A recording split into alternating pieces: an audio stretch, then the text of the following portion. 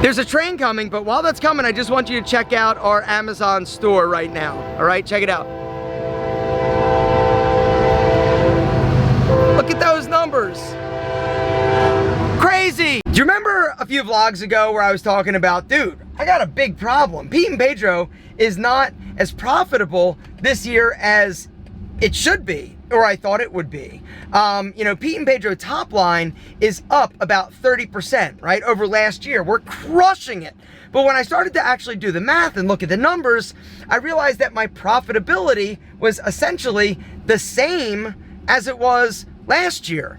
Meaning that even though I was up like 30%, my profit was only up 5%, which was a huge problem. It also impacted me being willing to actually, hang on, let me park. So last year, in terms of top line, we did right around like $6.5 million at Pete and Pedro. This year, we're on pace to do probably closer to like 9 million. Things are going really, really, really well in terms of our sales. Every month we're just crushing it, right? 30% up. This month, we literally are gonna do probably close to like $700,000. And that's on like a non-Black Friday, like Cyber Monday, like situation, which is insane. It's just amazing. Things are going really well. So everything is going really well, right? We're crushing it, or we thought we were crushing it. And that's why it didn't make any sense. So let me back up for a second. So up until my marketing guy, Mike Levy, came to Pete and Pedro, I really did a horrible job when it came to sort of understanding the numbers, right? I didn't really have any type of grasp of it. I also didn't really focus on my cost of goods sold and the expenses and marketing. It was a clusterfuck, if I'm being completely honest. Mike Levy came in and gave the business a lot of structure because he came from the Grooming Lounge. The Grooming Lounge, he was there for 10 years and it was very regimented, very structured. They did a lot of advertising. Pete and Pedro, the advertising that we did primarily was me coming on like a Friday on Instagram and being like, yo, flash sale, 20% off, limited time, right? And doing that, and that was my way of promoting. And the good news is that because I had a large following, because my videos got a lot of views, I had a lot of traffic coming to my website. It was all organic. And when you have organic traffic, it's free. And so the profitability is huge, right? That's the beautiful thing when you have, you know, a market or a customer base or a audience that you can advertise to without actually having to pay. We had all this traffic coming organically to PeteandPedro.com, and when somebody would go to PeteandPedro.com and buy something, how you doing? We basically would be getting these customers and we didn't have to really pay anything to get them. And so the profit margin was really high, right? Same thing happened with Tiege Hanley. The first like 3 years of Tiege Hanley, it was all me. And so I basically got Tiege Hanley from like 0 to like $8 million like super quick. Pete and Pedro basically got to like 3 million with just me marketing it and advertising it. But then it started to level off, right? Same thing happened with Tiege Hanley. Mike Levy came in to Pete and Pedro and basically was like, all right, you don't do anything, right? And so we got to fix all these things that you weren't doing and do things that you never thought of in order for us to build a business, right? In order to actually be able to market and advertise and actually build a real sound, fundamentally strong business. And that's what he did. And it's taken him a while. I mean, I forget exactly, I think he's been with us like 5 years now. But it's been a slog, it's been a grind, it's been doing the little things and getting things all situated and set up. So anyway, Amazon.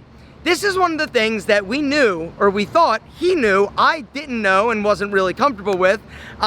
He thought that if we actually went on Prime, that we could basically blow up Pete and Pedro. Pete and Pedro had already been on Amazon for years, right? Since like, I think it was like 2000 and, I don't remember. We've been on Amazon for a while, right? So some of our products had a lot of reviews. But wait, it's a little bright. All right, sorry. He was like, hey, we need to figure out how to sort of market and advertise to people that aren't your audience. Because at the time, everything was relying on me. And that's one of the things that as a entrepreneur, business owner that relies on social media, you gotta be aware. You gotta be aware that if something changes, if all of a sudden you're not popular, if you get canceled, or the algorithm changes, right? Like, if you don't have a mechanism to sell to people that don't know who you are never gonna be successful. And so for us, it was one of those things where we knew that we needed to transition it off of my back. Tiege Hanley, same thing. 3 years ago with Tiege Hanley, 80% of the website traffic came from me. Pete and Pedro, same thing. But then, as we started to grow, we knew that we needed to get it off of my back. because I was the weakest link. I was the bottleneck.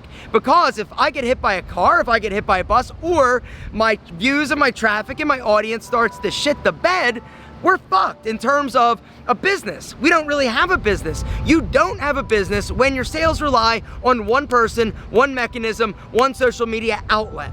Long story short, we were already on Amazon, but we knew that that was kind of like wide open, right? We knew that more and more people were shopping on Amazon, and it's kind of like, why aren't you? Now for me, I wanted to be there because I knew people were shopping for Pete and Pedro, but I didn't like it, right? I didn't like it because I didn't like Amazon all that much. I felt like they were just like really big, and I wanted people coming to my website. And at the time, that was cool because a lot of people were. Well, thank God I did not do what I thought I should do, which was not sell as much on Amazon. We ended up going Prime this last year, 100%. And when we did that, we basically had the ability to advertise. And advertising with Amazon is amazing because it's super targeted. Somebody's searching for sea salt spray, boom, you can advertise to them. And as you do that, right, you're gonna get more people to buy. The more people that buy, the more advertising you spend, the more you're gonna start to grow organically. So it's a blend of spend and organic. And as you spend more, your organic over time will grow. The idea and the goal is to get on that first page or the first few like options when it comes to that product. And we have at certain products like sea salt spray. There's some other ones that we did as well that are doing really well. So anyway, long story short, we're advertising. You know, if you've got money and you say, here's an example. If you've got $10,000, right, and you want to spend it in order to get the best return on investment, where are you going to put it? Well, with Amazon, if I'm getting a 4 or 5 times return, you know, I can spend $10,000 and get $40,000, $50,000 back. If your numbers work, you know, that's kind of the thing. And if your profit margin is good, boom, you just keep spending money on Amazon, it starts to grow. There's a train coming, but while that's coming, I just want you to check out our Amazon store right now. All right, check it out. Look at those numbers.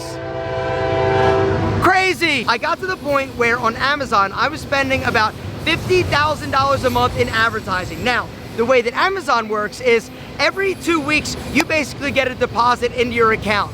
All right, it basically takes out the Amazon fee, your advertising, and some other like returns and things like that. And so you basically get money dumped into your account, you take out your cost of goods sold, and that's basically how you figure out your profit. Well, it's gonna be easier for me just to show you. And so I'm gonna put up on the screen here some screens. So just look at this while I'm talking. All right, so $195,000 is what we did in sales basically for the last like 2 weeks, all right? And then underneath that, you deduct the promo rebates and the Amazon fees, which were $71,000. Shipping, gift wrap, all that stuff actually comes in. And so the subtotal after the Amazon fees are $126,000. But then you keep going down. There are other charges that come out. But then also look at the seller fees, right? You've got cost of advertising, $21,000. So in the last 2 weeks, I spent on Amazon $21,000. All right, some other expenses, but the subtotal of that is $23,508. All right, and so then at the bottom, they deposited after all the fees, advertising and everything from like $195,000 in sales, I basically put in my pocket $102,000, all right? You see all that? Now, it's not all profit because you got to consider like cost of goods sold and all that good stuff, but here's the deal. What happened was that when we were doing like our income report and all the numbers, we basically have a line item for advertising. We also have the Amazon income that we're showing in terms of revenue for the business. What we were doing was double dipping or double counting the Amazon advertising.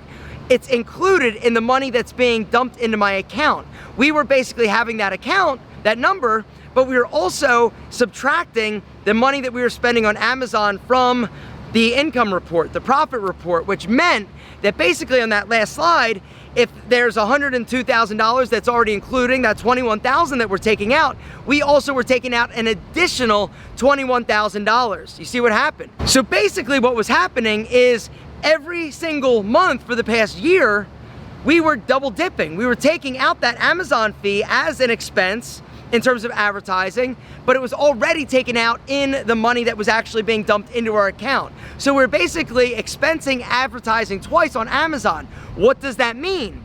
That means that Alpha M, Aaron Marino, is much more profitable than I thought. Top line sales is up 30%. My profit this year is up 25%.